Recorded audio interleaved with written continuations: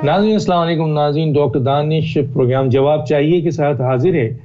नाज़रीन ये जो इस वक्त करंट जो आप सिचुएशन देख रहे हैं, इसमें पाकिस्तान की जो खारजा पॉलिसी है, जो नई हुकूमत है ये आई है इमरान खान साहब की और पीटीआई की जो नई हुकूमत है, इसका एक बड़ा इम्तहान भी है एक लिहाज से, और बहुत अहम फैसले भी सिक्योरिटी पॉइंट ऑफ व्यू से भी, और जो फॉरेन अफेयर रिलेशंस हैं जो मुख्तलिफ ममालिक के दरमियान हैं, बड़ी ताकतें हैं उसमें, पड़ोस की ताकतें हैं और जो मुस्लिम ताकतें हैं जिनका पाकिस्तान के साथ रिलेशनशिप बहुत अहमियत इख्तियार कर गया है इन पॉलिसीज़ की वजह से।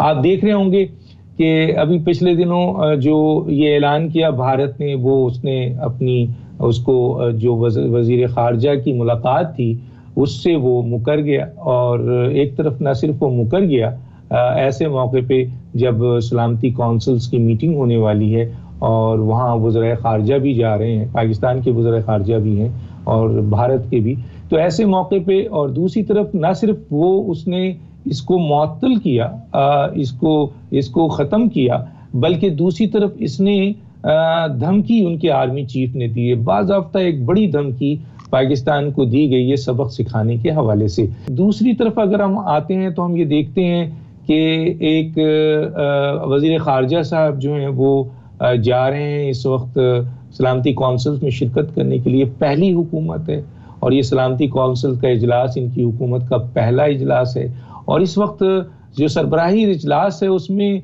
जो सुना है कि भारत के वज़ीर आज़म नहीं जा रहे हैं, तो लोग कह रहे हैं, लोगों का कहना है जो बड़े एनेस्ट है कि ऐसे मौके पे इमरान खान साहब को ये मौका ज़ाया नहीं करना चाहिए था और उनको यूएनओ के उस इजलास में न सिर्फ शरीक होना चाहिए था, और अपनी जो फॉरेन पॉलिसी है, जो माजी में जिन अहम इश्यूज़ को दफनाया गया, नहीं बोला गया, उसको दो टोक आवाज़ में उठाना चाहिए था, और वहाँ आए हुए जो बैरूनी जो आपके ममालिक के बड़े सरबराहान थे, अहम मुल्कों के, उनसे मुलाकात करना चाहिए था और अपने व्यू पॉइंट को एक्सचेंज करना चाहिए था। ये बहुत ज़्यादा इस बात के बारे में कहा जा रहा है। और तीसरी जो पॉइंट हम डिस्कस करने जा रहे हैं वो ये है कि इमरान खान साहब अभी हालिया सऊदी अरब का उन्होंने पहला वो किया, और सऊदी अरब में जो उन्होंने स्टेटमेंट दिया है वो स्टेटमेंट बड़ा क्वेश्चनेबल है, उस पर बहुत बात की जा रही है कि उन्होंने बाज़ाब्ता तौर पर ये ऐलान किया है कि जी हम सऊदीया के साथ खड़े हैं, उसकी सिक्योरिटी के साथ खड़े हैं। हालांकि इससे पहले जो बयानिया हुकूमत पाकिस्तान का रहा सऊदीया के हवाले से, उसमें यह था कि सऊदीया के मुक़द्दस मकामात को कभी भी कोई बैरूनी जहारियत हुई तो पाकिस्तान उसके दिफा के लिए आएगा, लेकिन बाकी जो मसाइल हैं उसमें उसका न्यूट्रल रोल रहेगा। और यही पाकिस्तान की पार्लियामेंट का स्टेटमेंट था, ख़ास तौर पे यमन के हवाले से। और ऐसे मौके पे जब फुल सिक्योरिटी की बात की गई है और सऊदीया को बलूचिस्तान सीपैक में, गवादर में ऑयल सिटी के लिए मदऊ किया गया पार्टनरशिप पे, उसमें एक सवाल ज़रूर उठ रहा है कि ईरान जो आपका पड़ोसी है और आपके साथ एक ब्रदराना उसके ताल्लुकात हैं, वहाँ आप कहाँ खड़े होंगे, और ख़ास तौर पे जो पाकिस्तान ईरान गैस पाइपलाइन है उसका क्या मुस्तकबिल है, जो अमेरिका की दबाव की वजह से पिछली हुकूमतों ने रद्द किया, रोक दिया, मनसूख किया, तो क्या मौजूदा हुकूमत उसी पॉलिसी को फॉलो करेगी या ईरान के साथ ये गैस पाइपलाइन और उनके साथ ताल्लुकात को बेहतर बनाने के लिए बेहतर इक़दाम करेगी। ये सिलसिला है। दूसरी तरफ हम ये देख रहे हैं कि अमेरिका ने भारत को भी एक लिहाज से धमकी दे दी है ईरान के खिलाफ, और उससे कहा है कि आप उसके साथ तेल की जो है ट्रेड नहीं करें। चीन को तजारती और तेल के ट्रेड के हवाले से धमकी दे दी है ईरान को। तो ये जो सिचुएशन डेवलप हो रही है, इस सिचुएशन में पाकिस्तान कहाँ खड़ा होगा, हम इन इश्यूज़ पे बात करेंगे। हमारे साथ आज 3 अहम गेस्ट हैं, मैं उनका तारुफ करा दूं। मेरे साथ हैं जनाब खालिद नईम लोधी साहब, साबिक बराए डिफेंस सेक्रेटरी जो हैं, साबिक रहे और डिफेंस मिनिस्टर भी थे, और इसके साथ साथ जो हैं वो एक एनालिस्ट के तौर पे भी हैं। जनरल एजाज अमान साहब डिफेंस एनालिस्ट आज ज्वाइन किया है उन्होंने, और ज़फ़र एलाली साहब फॉर्मर डिप्लोमेट हैं, सीनियर एनालिस्ट हैं। आप तीनों का बहुत शुक्रिया सर। मैं सबसे पहले आना चाहूँगा सर आपके पास اس وقت کے جنرل خالد لودھی صاحب کی طرف.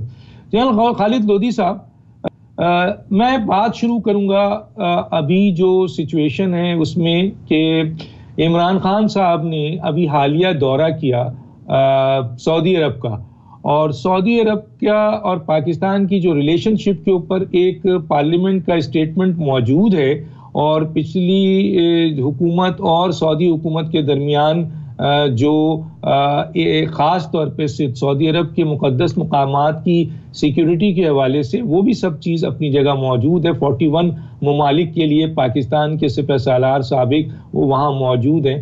اس کے اوپر ایک بہت سخت بیان دے دیا ہے عمران خان صاحب نے، اور فل سعودی سپورٹ میں دیا ہے، اور سعودی عرب کو سی پیک میں انہوں نے مدعو کیا ہے، گوادر آئل سٹی میں. اور دوسری طرف ہمارے ساتھ جو ہے وہ ایران گیس پائپ لائن کا بھی ایک بہت اہم معاہدہ ہے جو امریکی دباؤ کی بنیاد پر پچھلی حکومت نے جو ہے اس کو دبا دیا تھا. تو کیسے دیکھتے ہیں اس پورے اسٹیٹمنٹ کو اور ان تعلقات کو؟ بہت شکریہ ڈاکٹر صاحب. پہلی بات تو یہ کہ آپ بھی اچھی طرح جانتے ہیں، ناظرین کو بھی اس بات کے علم ہے کہ جو ملکوں کے درمیان تعلقات ہیں وہ ملٹی لیئرڈ ہو سکتے ہیں، ملٹی لیٹرل ہو سکتے ہیں، اور بعض اوقات دو ممالک ایک لیول کے اوپر کسی دشمنی کا ان کا ہوتا ہے. مسئلہ جیسے ابھی چائنا اور امریکہ کی ٹریڈ وار چل رہی ہے، لیکن ساتھ ساتھ ٹریڈ بھی چلتی ہے، بات چیت بھی ہوتی ہے. تو یہ تو بہت ہی باریک ڈپلومیٹک چیزیں ہیں، اور میرے خیال ظفر ہلالی صاحب میں جو بات کہوں گا اس کو پھر وہ اس کو یا ری انفورس کر سکتے ہیں یا اس میں کوئی چیز ایڈ یا سبٹریکٹ کر سکتے ہیں. میرا خیال ہے جو کچھ وزیر اعظم نے کہا ہے وہ جو پرانا ہمارا کہا ہے اسی کی ری انفورسمنٹ ہے. آپ یہ بھی دیکھیے، ساتھ انہوں نے یہ بھی کہا ہے کہ یمن کے سلسلے میں ہم کوئی کردار ادا کرنے کے لیے بھی تیار ہیں اگر ہمیں موقع دیا جائے اور تمام سائڈیں اس پر متفق ہوں. انہوں نے جو یہ بات کی ہے کہ بھی ہم کسی بھی جہریت کے سلسلے میں سعودی عرب کے ساتھ کھڑے ہیں.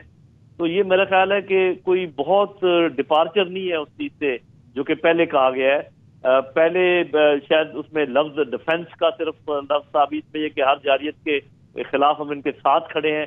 اب ساتھ کھڑے ہونے کا مطلب یہی ہوتا ہے کہ بھی کسی جہریت اگر کوئی کرے گا سعودی عرب کے اوپر تو ہم سعودی عرب کا ساتھ دیں گے. اس میں تھوڑا سا آپ کی جو انڈیکیشن جو آپ دے رہے ہیں وہ اس لحاظ سے درست ہے کہ تھوڑا ایکسپینشن ہے پہلے والے بیانیے میں، لیکن بہت بڑا ڈپارچر نہیں ہے.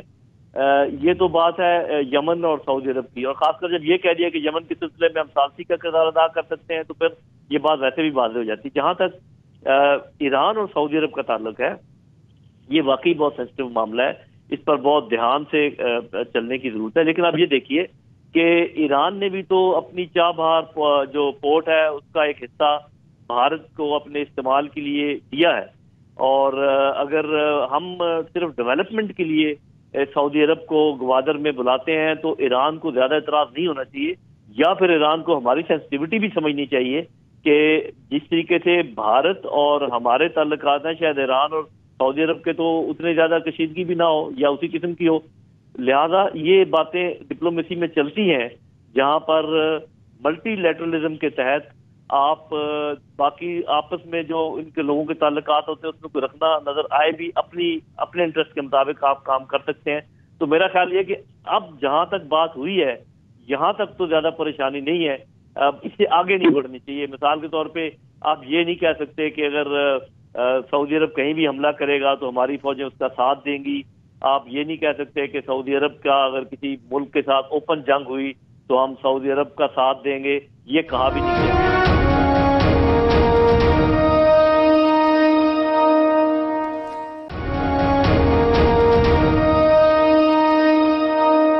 جہاں صاحب آپ کیسے دیکھتے ہیں ان تمام صورتحال کو جو میں نے اب سوالات رکھا جناب خالد لودھی صاحب کی طرف، کہ کیا واقعی آپ یہ سمجھ رہے ہیں کہ کچھ ایسی چیزیں ہوئی ہیں جو پچھلی حکومت کے بیانیے اور موجودہ حکومت کے بیانیے میں فرق نظر آ رہا ہے، اور اس کی وجہ سے ایران پاکستان تعلقات کہاں ہوگا؟ اور ایون کہ میں نے جیسے کہا کہ اگر آئل سٹی سعودیہ کے ساتھ آپ پیکٹ کرنے جا رہے ہیں، جو ان کے سنا ہے کہ آ رہے ہیں توانائی کے وزیر اور فائنانس منسٹر، تو ایران کے ساتھ ایک معاہدہ آلریڈی ہے کیا اس کو موجودہ حکومت اسی طرح رکھے گی امریکن دباؤ میں، یا اس کو اپنے مفادات کے لیے لے کے آئے گی؟ تھینک یو ڈاکٹر صاحب. میں جو سمجھتا ہوں، پہلی بات یہ ہے کہ جو ابتدائی ڈپلومیسی شروع کی ہے، جو خارجہ پالیسی جس طریقے سے موجودہ حکومت نے شروع کی ہے، وہ بڑی دو ٹوک ہے اور اس میں بڑی واضح اقدامات اٹھائے گئے ہیں، اور میں سمجھتا ہوں بڑی ایگریسو لائنز پہ یا بڑی سپر ایکٹیو لائنز پہ انہوں نے اپنا کام شروع کیا ہے. رہا جس میں آپ نے دیکھا کہ چائنا کے ساتھ ہم نے جا کے سی پیک کے اوپر مزید بات چیت کی، آرمی چیف بھی وہاں گئے، انہوں نے ان کے پریزیڈنٹ سے ملاقات کی، برطانیہ کا وزٹ ہوا، برطانیہ کے ساتھ ہمارا معاہدہ ہوا ہے، یو اے ای کے ساتھ ہمارا exchange of information with regards to assets and ان پہ بھی بات ہو رہی ہے. رہا سعودی عربیہ کا، تو میں سمجھتا ہوں کہ انہوں نے پہلے والا جو ایک ہمارا پرانا معاہدہ ہے 90s کا، جس میں یہ معاہدہ ہوا تھا پاکستان اور سعودی عربیہ کا میوچول ڈیفنس اسسٹنس کا، جب ایران عراق جنگ تھی تو اس وقت ہماری تقریباً ایک ڈویژن آرمی سعودی عربیہ میں گئی تھی اور کئی سال تک وہاں انہوں نے وہ تبوک میں گیریزن میں قیام بھی کیا تھا. تو جہاں تک حرمین شریفین کا دفاع ہے، اس میں تو کوئی شک و شبہ نہیں ہے کہ اگر کسی ملک نے حرمین شریفین پہ حملہ کیا تو پاکستان اس کا دفاع میں فزیکل شمولیت اختیار کرے گا اور اس کا دفاع کریں گے. اب رہی بات جہاں تک ایگریشن کا ہے، تو کوئی بھی ایگریسو جو ڈیفنس کے پوائنٹ آف ویو سے بات ہوئی ہے، اوفینسو یا کسی دوسرے ملک پر حملہ آور ہونے کی صورت میں کسی قسم کی کوئی بات نہیں کی گئی. اگر کوئی دوسرا ملک سعودی عربیہ کے اوپر حملہ آور ہوتا ہے جہاں حرمین شریفین کی سیکیورٹی کو جو ہے وہ خطرات لاحق ہوتے ہیں، یا خود سعودی حکومت کو ڈی سٹیبلائز کرنے کی کوشش کی جاتی ہے، تو اس صورت میں پاکستان ہر قسم کی امداد کرے گا. یہ انہوں نے بڑا واضح کہا ہے. اب اس میں جیسا ابھی جنرل لودھی صاحب کہہ رہے تھے کہ اس کے خد و خال کسی تحریری معاہدے کی صورت میں جب سامنے آئیں گے تو پھر ہم مزید بات کر سکیں گے کہ یہ معاہدہ کس نوعیت کا ہے، کس طرح کی اسسٹنس ہے، is it technical, is it military, physical presence of army of Pakistan ادھر جائے گی، ڈویژن 2 ڈویژن، یا کیا ہوگا. تو یہ چیزیں تب واضح ہوں گی جب کوئی تحریری معاہدہ سامنے آئے گا. رہا ایران کے ساتھ اس کا بیرنگ یا اس کے اوپر اثرات پہ، دیکھیں ڈپلومیسی میں یہ ضروری نہیں ہوتا کہ ایک ملک سے قطع تعلق کر کے دوسرے سے تعلقات ہوتے ہیں. ڈپلومیسی مینز کیپنگ آل دا ڈورز اوپن، آل دا آپشنز اوپن، اور ہر صورت میں دونوں ممالک کے ساتھ بیلنس ریلیشن شپ چلائی جا سکتی ہے جس طرح ہندوستان چلا رہا ہے. جو صدرن آپشن ہے سی پیک کا، جو ایران کے ذریعے آگے یوریشیا تک جانے کی آپشن ہے، اگر افغانستان سٹیبلائز نہیں ہوتا تو وہ بھی ایران کے ذریعے آگے چلے گا اور اس میں تعلقات میں مزید بہتری آئے گی بغیر کسی دوسرے ملک سے تعلقات خراب کیے ہوئے. This is how I see it. ٹھیک ہے جناب ظفر ہلالی صاحب، امریکہ نے جو ہے وہ دھمکی دے دی ہے بھارت کو کہ ایران کے ساتھ آپ تیل جو خرید رہے ہیں، لے رہے ہیں، جو بھی آپ کے تعلقات ہیں، اس کو آپ ختم کریں. دوسری طرف نہ صرف بھارت کو بلکہ اس نے چین کو بھی دھمکی دے دی ہے واضح طور پہ کہ ٹریڈ ختم کرو، آئل کا جو آپ کے ساتھ لینا دینا ہے وہ بند کرو. تو ایک طریقے سے لگ رہا ہے کہ جی ایران کو آئسولیٹ کیا جا رہا ہے امریکہ کی طرف سے.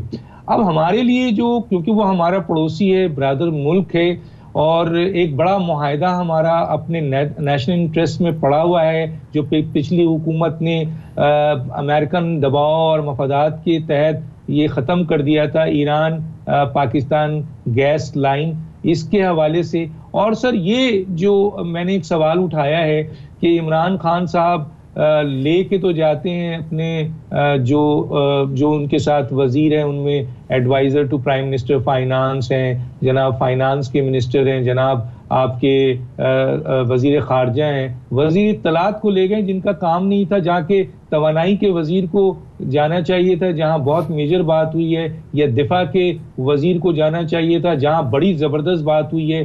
تو آپ ان تمام سینیریو کو کیسے دیکھتے ہیں سر؟ بالکل صحیح کہہ رہے ہیں آپ. یہ جو لاسٹ پوائنٹ ہے آپ کا، وزیر انفارمیشن منسٹر کو جانے کا کیا ضرورت تھا؟ اگر آپ کے ساتھ فارن منسٹر ہے تو فارن منسٹر بتا سکتا ہے دنیا کو کہ آپ کے ٹاکس کس رخ میں جا رہے ہیں، کیسے گئے اور ان کے کیا اہمیت ہے. دیکھیے بات یہ ہے، آپ نے جو بات کیا ایران کے بارے میں یہ کہنا چاہتا ہوں آپ کو کہ عمران خان نے جو سٹیٹمنٹس دیے وہ ذمہ وار سٹیٹمنٹ، وہ غیر ذمہ وار نہیں، دے ویری رسپانسبل سٹیٹمنٹس، اور میں سمجھتا ہوں انہوں نے کیوں دیے ہیں. دیکھیے ڈاکٹر صاحب، جو ملک آپ کو اتنا مدد کیا ہے جتنا سعودی عربیہ نے کیا ہے، جو آپ کو اتنے پیسے دیے ہیں، کی مومنٹس آپ کے ہسٹری میں وہ آ کے آپ کو ریپلینش کیا ہے، آپ کے پیسے امداد دیا ہے ہتھیار خریدنے کے لیے، F-16 کے لیے، ہم کبھی یہ بھول نہیں سکتے اور نہ ہم کبھی بھولنا چاہیے. اور تو اگر ہم ان کو ڈیفینڈ کر رہے ہیں، ان کے زمین پہ ہم ان کو ڈیفینڈ کر رہے ہیں، ہم دوسرے ملک کو انویڈ کر کے ان کو نہیں ڈیفینڈ کر رہے ہیں. We are fighting for them and we will اگر ضرورت پڑے. اب آپ آ جائیں جو سعودی کے بارے میں ہم یہ کہہ رہے ہیں اور کیوں کہہ رہے ہیں. دیکھیے ڈاکٹر صاحب، ایران نے انڈیا کے ساتھ ایک اسٹریٹجک اگریمنٹ سائن کیا ہے. ایران نے کشمیر کے بارے میں آستے آستے بول رہا ہے، مانے کہ وہ زیادہ پروناؤنس سٹیٹمنٹ نہیں کر رہے.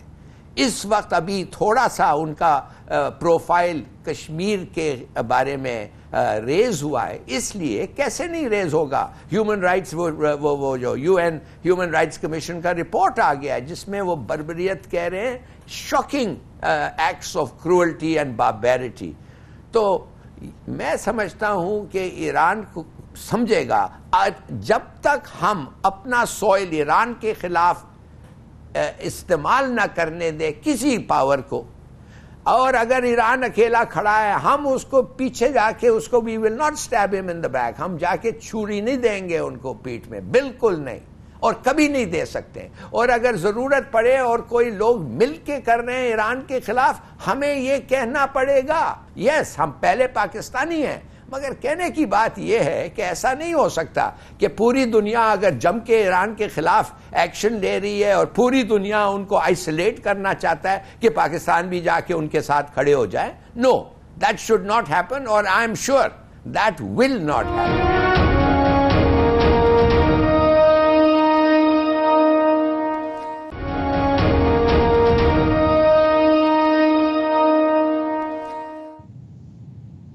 Welcome back. جی میں جنرل خالد لودھی صاحب کی طرف آتا ہوں. جنرل خالد لودھی صاحب، جو بریک میں جانے سے پہلے میں نے ایک سوال اٹھایا ہے کہ سلامتی کونسلز کی کچھ لوگ کہتے ہیں کوئی اہمیت نہیں ہوتی. اگر نہیں ہوتی تو اتنے بڑے بڑے سربراہان اس میں نہیں آ رہے ہوتے، اور پھر ہم یہ تقاضا بھی نہیں کرتے کہ وہاں جنرل نواز شریف صاحب نے جو سابق وزیر اعظم ہیں انہوں نے سلامتی کونسلز میں یہ مدعا نہیں اٹھایا، آپ کے کشمیر کا ایشو نہیں اٹھایا، فلاں اہم لوگوں سے نہیں ملے، اہم ملکوں سے نہیں ملے. تو یہ سوالات نہ اٹھاتے اگر اس کی اہمیت نہیں ہے. اگر اس کی اہمیت ہے، اگر آپ بھی سمجھتے ہیں کہ اس کی اہمیت ہے، اور یہ پہلی نئی حکومت تھی، اس میں وزیر اعظم کا جانا اور وزیر اعظم کا جا کر دو ٹوک کشمیر کے اوپر بات کرنا اور دو ٹوک اپنی سیکیورٹی اور نیشنل انٹرسٹ کے اوپر، جیسے آپ نے ابھی ڈسکس کیا آپ لوگوں نے کہ جناب پاکستان کے مفادات کے خلاف کوئی کمپرومائز نہیں کریں گے. یہ عمران خان بیان گھر میں بیٹھ کے تو دے رہے ہیں، اگر یہی بیان سلامتی کونسلز میں دیتے تو اس کا بہت اچھا اثر پڑتا، اور وہاں آئے ہوئے بڑے بڑے حکمرانوں سے اگر ملاقات کرتے، ایکسچینج کرتے، تو ان کو بھی ایک ڈیفینیٹلی ایکسس ملتا حکومتوں کے سربراہوں سے ملنے کا، اور پاکستان کا بڑا سالڈ پوائنٹ آف ویو جاتا. جی آپ غالباً UN جنرل اسمبلی کی بات کر رہے ہیں. آپ درست کہہ رہے ہیں. بات یہ ہے کہ وہاں پر صرف تقریر ہی اہم نہیں ہوتی، یہ جو سائیڈ لائنز پر ملاقاتیں ہیں ان کی اہمیت بہت زیادہ ہوتی ہے. اور پھر یہ کہ دنیا کسی بھی نئے سربراہ کو گیج کرنے کی کوشش کرتی ہے، ملاقات کر کے کھانوں پہ ملاقاتیں ہوتی ہیں، چائے پہ ملاقاتیں ہوتی ہیں، سائیڈ لائن پہ باقاعدہ 1 to 1 ملاقاتیں ہوتی ہیں، گروپس میں ملاقاتیں ہوتی ہیں. تو اس بات سے تو میں متفق ہوں آپ کے ساتھ کہ 1 یا 2 دن نکالنا کوئی مشکل نہیں تھا. زیادہ وقت نہ نکالتے اگر وہ سمجھتے ہیں کہ کچھ انٹیریئر مسائل ایسے ہیں کہ جن پر ہمیشہ نظر رکھنا بہت ضروری ہے. یا آپ کو یہ تو معلوم ہے کہ تقریباً روزانہ کی بنیاد پر وہ 1 سے 2 کیبنٹ کی میٹنگ کر رہے ہیں، اپنی پارٹی کی میٹنگز کر رہے ہیں، تو وہ تو سارا دن صبح سے لے کے شام تک کام چلتا ہے. لیکن اس میں کوئی شک نہیں ہے کہ خارجہ پالیسی کے لیول پر سربراہ مملکت کا کہیں جانا، بات کرنا، اور خاص کر چونکہ ہم دیکھتے ہیں کہ ان کا بولنے کا انداز بڑا دو ٹوک ہے، بڑا نیچرل ہے، بڑی پرسنالٹی میں ایک فلو ہے، تو وہ میرا خیال ہے کہ اس کا اظہار پوری دنیا کے سامنے کرنا ضروری تھا. اور میں آپ سے اس بات پہ اتفاق کرتا ہوں کہ مجھے سمجھ نہیں آتی کہ وہ کیوں یہ ٹائم نہیں نکال سکے. ان کو جانا چاہیے تھا، اور اب بھی موقع ہے، ابھی بھی ہاتھ سے بات گئی نہیں ہے کہ وہ آج شام کو یا کل صبح کسی طیارے کو پکڑیں اور وہاں پر چلے جائیں. جی میں ذرا جنرل عوان صاحب کی طرف آتا ہوں. جنرل عوان صاحب، بھارت کا وزیر اعظم نہیں آ رہا ہے، اور ظاہر ہے اس وقت اس کو الیکشنز بھی ان کے آ رہے ہیں قریب میں، کرپشن کے چارجز بھی ہیں، کچھ اور ایشوز بھی اس وقت ہے. امریکہ نے دھمکی بھی دے دی ہے کہ آپ ٹریڈ آئل کے ساتھ ایران. تو ایسی صورتحال میں پاکستان کا وزیر اعظم، پہلا وزیر اعظم جو بڑی ٹوک جس طریقے سے کہا جا رہا ہے کہ وہ گھر میں، یعنی گھر سے مراد میری پاکستان میں بیٹھ کے، یہ اگر یو این میں کھڑے ہو کر، اور خاص طور پہ ایک ایسے وقت میں جب ماضی کی وزیر اعظم نے ان اہم ایشوز کو نہیں اٹھایا، وہ اٹھاتے اور اہم سربراہوں سے ملتے، تو یہ پاکستان کے مفاد میں تھا سر، بہت زیادہ مفاد میں تھا. ڈاکٹر صاحب تھینک یو. آئی تھنک یہ چوائس جو پرائم منسٹر آف پاکستان نے کیا ہے، اس میں مجھے کوئی قباحت نظر نہیں آتی. آپ دیکھیں اس وقت سب سے مشکل سچویشن میں ہے ہندوستان. یونائٹڈ نیشن کا جو ہیومن رائٹس کمیشن ہے، اس نے انڈیا کے خلاف ایک رپورٹ شائع کی ہے، جس میں انہوں نے کہا ہے کہ ہندوستان ہیومن رائٹس وائلیشن کر رہا ہے اور ظلم کر رہا ہے کشمیریوں کے اوپر. وہاں پیلٹس گنز کا استعمال، ہیومن رائٹس کی وائلیشن، وہاں پہ ہیومن شیلڈ کے طور پہ یوز کرنا آدمیوں کو اور ڈیڈ باڈیز کو گھسیٹنا، یہ سب چیزیں اس رپورٹ نے ہندوستان کو چارج شیٹ کیا گیا ہے. لیکن پھر بھی وہ اپنے دفاع کے لیے اس فورم پر نہیں جا رہے. ان کے اوپر امریکہ کا دباؤ ہے کہ آپ ایران سے تعلقات اپنے جو آئل اینڈ گیس کے ہیں ان کو منقطع کریں. چاہ بہار میں جو آپ ان کے ساتھ پارٹیسپیشن کر رہے ہیں، آپ ایران کو آئسولیٹ کریں امریکہ کے ساتھ مل کر. یہ ایک بہت بڑا چیلنج ہے. جس طرح امریکہ نے چائنا پہ دباؤ ڈالتا ہے کہ آپ S-400 سسٹم جو ہے defence and anti missile system, وہ رشیا سے نہیں خریدیں گے. یہی ڈیل ہندوستان نے بھی روس کے ساتھ کی ہوئی ہے، اور یہ بھی انڈیا پر ابھی دباؤ آنے والا ہے. تو انڈیا اس وقت بڑی مشکل پوزیشن میں تھا، لیکن پھر بھی ان کے انتخابات ابھی چند مہینے دور ہیں، لیکن پھر بھی پرائم منسٹر آف انڈیا نے کہا کہ مجھے وہاں جانے کی ضرورت نہیں ہے. سشما سوراج تو ہمیں تو آگے جانا چاہیے تھا، اس موقع کا فائدہ اٹھانا کر رہی ہیں.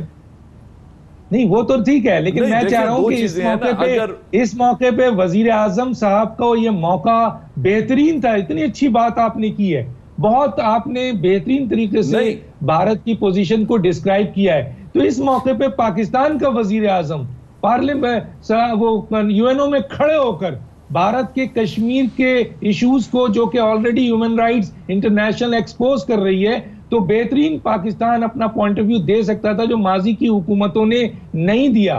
اور یہی عمران خان صاحب کہتے تھے کہ جناب میری بات سنیے.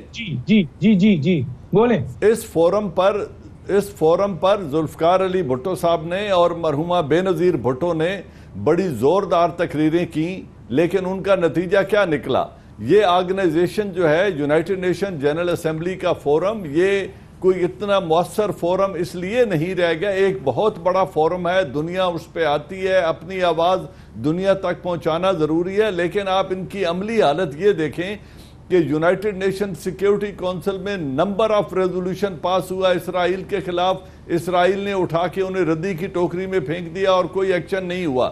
United nation military observer group India and Pakistan, یہ ایک یونائٹڈ نیشن کے آرڈرز کے تحت ہیں سیکیورٹی کونسل کے، لیکن پھر بھی انڈیا ان کو ہندوستان میں کشمیر میں داخل نہیں ہونے دیتا، جبکہ ہم نے انہیں پوری لائن آف کنٹرول پہ بٹھایا ہوا ہے اور وہ وزٹ بھی کرتے ہیں. اس کے اوپر بھی یونائٹڈ نیشن بالکل خاموش ہے. سلامتی کونسل کی اہمیت نہیں ہے، اس لیے پاکستان کے پرائم منسٹر کو نہیں جانا چاہیے. آپ کا پوائنٹ آف ویو؟ نہیں، میں یہ نہیں کہہ رہا. میں یہ کہہ رہا ہوں کہ اگر وہی ویو پوائنٹ فارن منسٹر بڑے زوردار طریقے سے ایکسپریس کر دیتے ہیں اور ڈومیسٹک گراؤنڈ پہ بہت امپورٹنٹ ایشوز ہیں، تو کوئی ایسی بڑی غلطی نہیں ہے. سوری سر، ہم دیکھنا چاہتے تھے، پوری قوم دیکھنا چاہتی تھی کہ ہمارا پچھلا پرائم منسٹر کلبھوشن کے آواز نہیں اٹھا سکا. عمران خان کا بیانیہ تھا کہ وزیر اعظم سلامتی کونسل میں کھڑے ہو کر کلبھوشن پہ بات نہیں کرتا ہے اور کشمیر پہ بات نہیں کرتا ہے. آج پوری قوم دیکھتی کہ عمران خان نے کشمیر کا بات فارن منسٹر بڑے پرزور انداز سے کریں گے. اگر وزیر اعظم جاتے تو بہتر نہ ہوتا. یہی سوال تھا. میں آتا ہوں جناب ان کی طرف. کیا نام ہے ہلالی صاحب؟ میرے خیال میں کوئی خاص فرق نہیں پڑتا. ہلالی صاحب. ڈاکٹر صاحب کاش کہ یو این اتنا ایفیکٹو ہوتا جتنا آپ اس کو بنا رہے ہیں. یو این ایک ٹاک شاپ ہے اور پتہ نہیں کیوں جنرل عوان پیچھے ہٹ گئے. بالکل صحیح کہہ رہے ہیں. یو این سیکیورٹی کاؤنسل تو بیکار ہے. ادھر ویٹو ہے بھائی. جو امریکہ نہیں چاہے, جو چین نہیں چاہے, 5 لوگ جو نہیں چاہے, اس سے کچھ ایکشن نہیں ہو سکتا. It's a pointless. یہ تو ایک ٹاک شاپ ہے. میں ادھر سرف کیا ہوں 3 سال 2 سال 3 سال کے لیے. ماضی میں میرے بیانات بھی ہیں, آپ کے بیانات بھی ہیں, جنرل عوان کے بیانات بھی ہیں, بہت سارے اور اینالسٹ کے بیانات بھی ہیں کہ سلامتی کونسل میں نواز شریف صاحب نے کلبھوشن کا پوائنٹ آف ویو نہیں اسٹیبلش کیا. بہترین جگہ تھی, پوری دنیا آتی تھی. جناب کشمیر کا ایشو جو ہے نا دو ٹوک طریقے سے پیش نہیں کیا.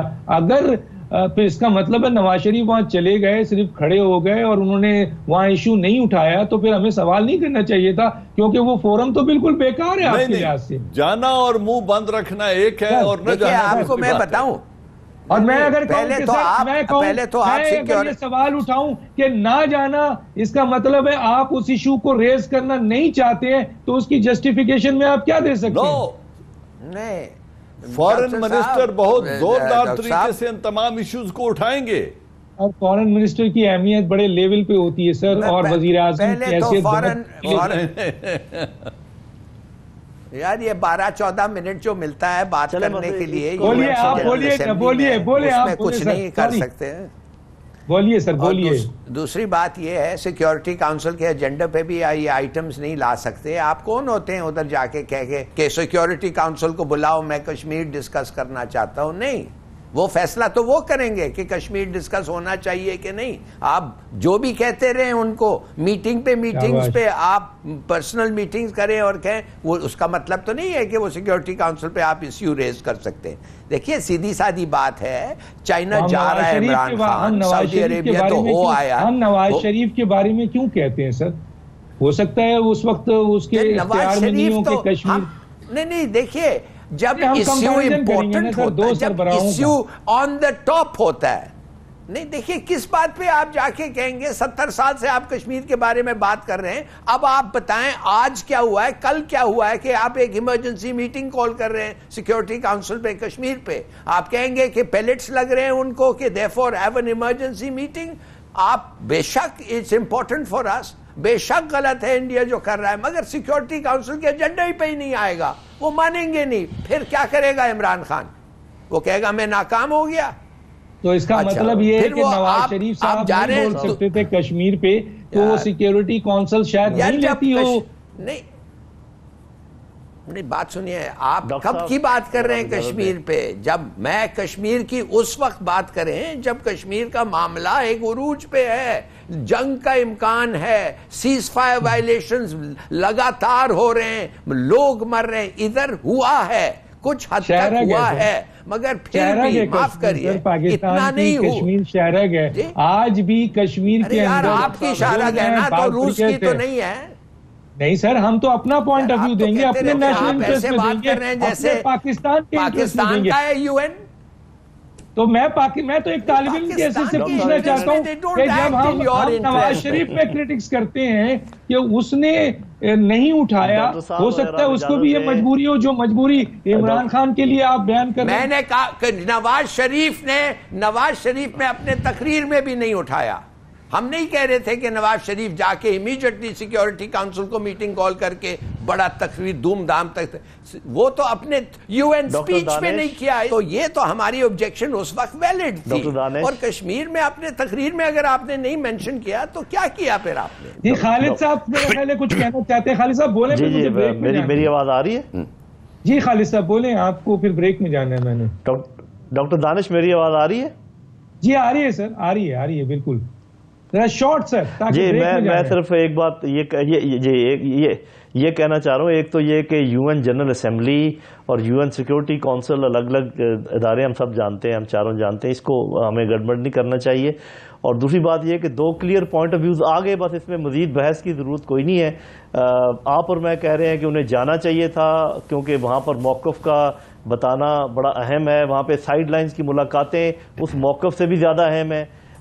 ہلالی صاحب اور جنرل صاحب دوسری بات کر رہے ہیں, بس بات کو یہاں ختم کر دیں, آگے بڑھیں. ٹھیک ہے سر, آپ کا حکم, ہم نے بات کو یہی روک دیا ہے. ایک چھوٹا سا بریک ہے, لیکن عوام کو جو لوگ سننے والے ہیں, جو دیکھنے والے, انہوں نے یہ سارے پوائنٹ آف ویو ان کے سامنے آئے ہیں. میرا خیال ہے وہ بہتر جج ہیں کہ کس کا پوائنٹ آف ویو بہتر ہے یا کہ کون صحیح کہہ رہا ہے. ہم تو سوالات اٹھا سکتے ہیں صرف. ایک چھوٹے سا بریک ناظرین, پھر واپس آتے ہیں.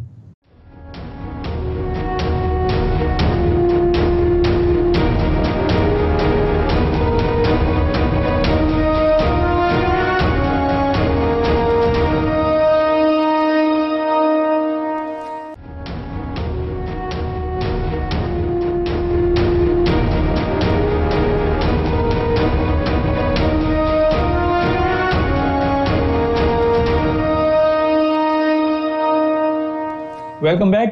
جی جنرل خالد لودھی صاحب, وہ سوال یہاں میرا خیال ہے مناسب ہے. میرے پاس 2 منٹ ہے آپ کے لیے. وہ جو آپ کے اس وقت جو بات کر رہے ہیں بھارت کا آرمی چیف کہ جناب ان کو سبق سکھانے کا موقع آ گیا ہے, اور دوسری طرف دیکھتے ہیں کہ وزیرستان میں 7 ہمارے فوجی جو ہیں وہ شہید ہوتے ہیں دہشت گردوں کے حوالے سے. تو آپ سمجھتے ہیں کہ اس بیان کی بہت اہمیت ہے اور پاکستان کو کانشیس ہونا چاہیے, پاکستان کی سیکورٹی فورسز کو تیار رہنا چاہیے, وزیر اعظم کو بہت اہم میٹنگ اس مذاکرہ کے اس پروگرام کے اسٹیٹمنٹ پہ دینا چاہیے؟ پاکستان ایک ایٹمی طاقت ہے سر. دیکھیے جو رول ہے وہ یہ ہے کہ دشمن کو کبھی کمزور نہیں سمجھنا چاہیے, اور جو رول ہے وہ یہ ہے کہ دشمن جب کوئی بات کرے تو اس کی جو سب سے بری تعویل ہو سکتی ہے اس کی تیاری کرنی چاہیے. گو کہ آپ ٹھیک ہے اس کو بظاہر لفٹ کروائیں یا نہ کروائیں.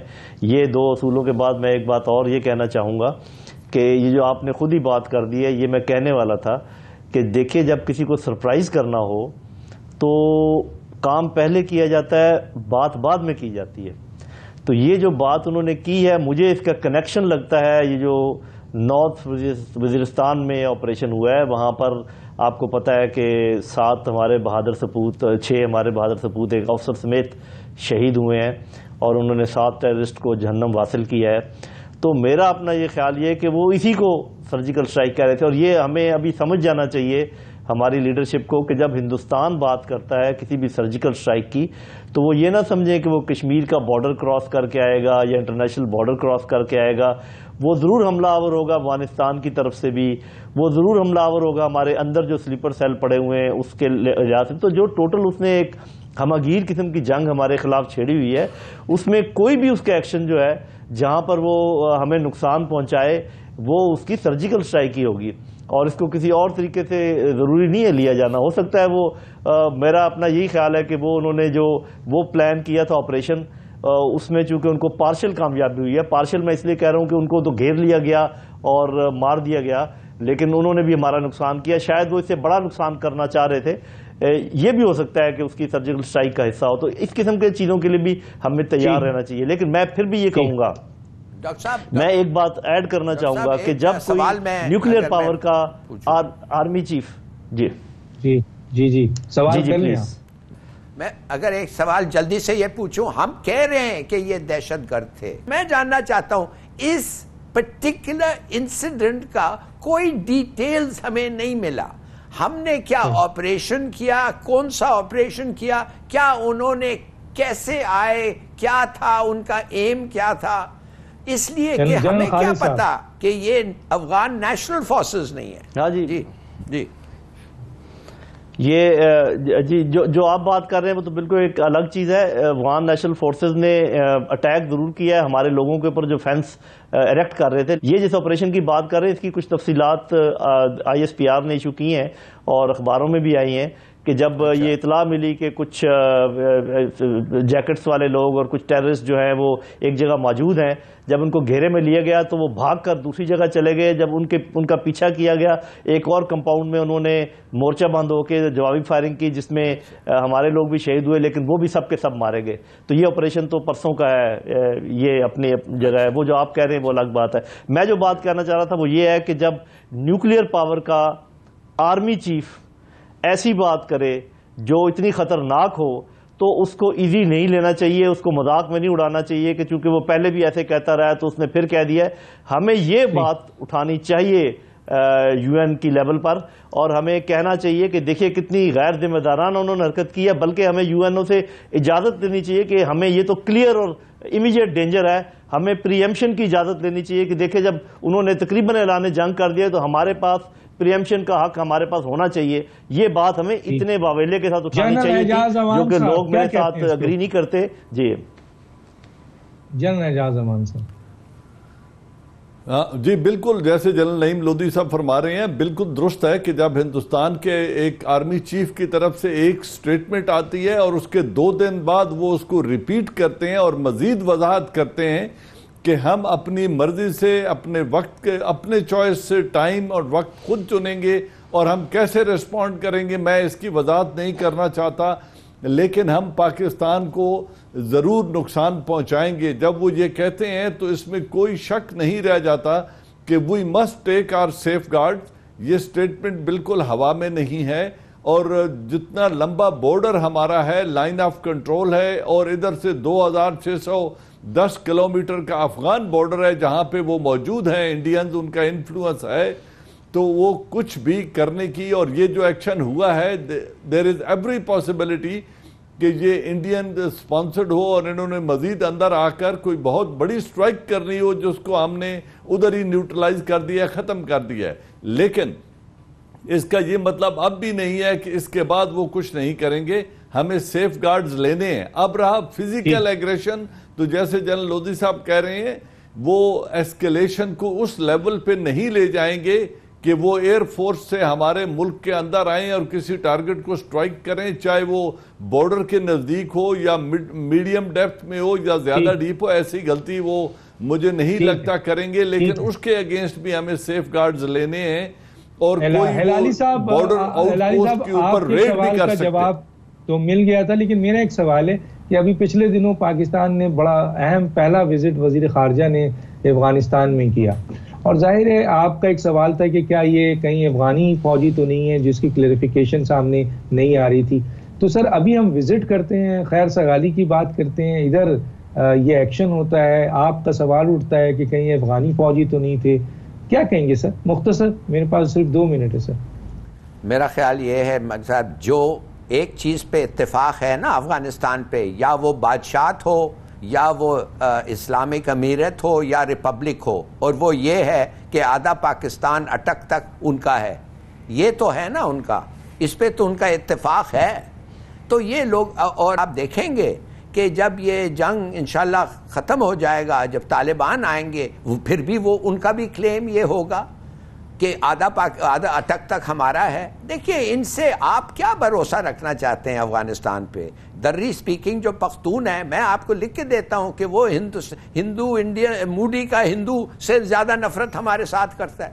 میں نے نیگوشیٹ کیے 2 دفعے جی. ایک ہائی جیکنگ 1974-5 میں جب سکھوں آئے تھے، اور دوسرا جو یہ ہوا تھا، یہ جو بس میں 2 تاجکس بیٹھے ہوئے تھے، اور جو میں نے نفرت وہ تاجکس میں دیکھا ہے پاکستان کے لیے، وہ نفرت وہ سکھوں میں نہیں تھا. جی ہلالی صاحب، دیکھیں اس کے باوجود جو آپ بیان کر رہے ہیں افغانیوں کے حوالے سے، لیکن اس کے باوجود ہمارے پرائم منسٹر صاحب 30 لاکھ سے زیادہ افغانیوں کو پاکستان کی نیشنلٹی دینے کو تیار ہیں. تو اس کے بعد کیا سچویشن پیدا ہوگی؟ کسی اسٹیج پر ضرور اس میں مزید آپ سے بات کریں گے. تینوں مہمانوں کا شکریہ. ڈاکٹر دانش کو یاد دیجیے. اللہ حافظ.